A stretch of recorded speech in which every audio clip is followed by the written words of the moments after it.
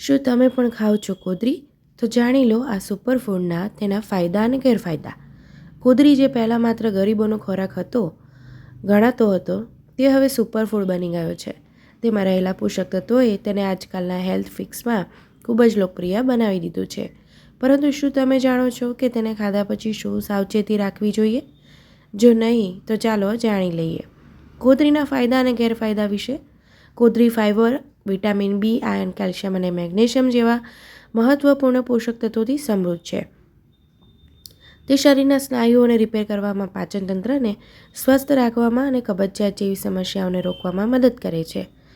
કોદરીમાં ઉચ્ચ ફાઇબરનું પ્રમાણ હોય છે, જે ભૂખને નિયંત્રિત કરે છે અને કેલરીની માત્રા ઘટાડે છે. આ વજન નિયંત્રણમાં મદદ કરે છે.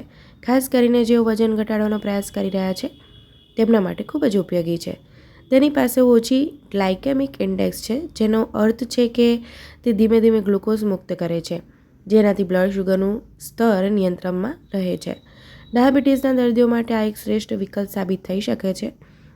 કોદરી પોટેશિયમ અને મેગ્નેશિયમથી ભરપૂર છે, જે બ્લડ પ્રેશરને નિયંત્રિત કરવામાં મદદ કરે છે અને કાર્ડિયોવેસ્ક્યુલર રોગોનું જોખમ ઘટાડે છે. તે કુદરતી રીતે ધાન્યના લોટમાં રહેલું નત્રિલ દ્રવ્યમુક્ત છે, જે સેલિયાક રોગ અથવા ગ્લુટેન અસહિષ્ણુતાથી પીડાતા લોકો માટે તે શ્રેષ્ઠ વિકલ્પ બનાવે છે.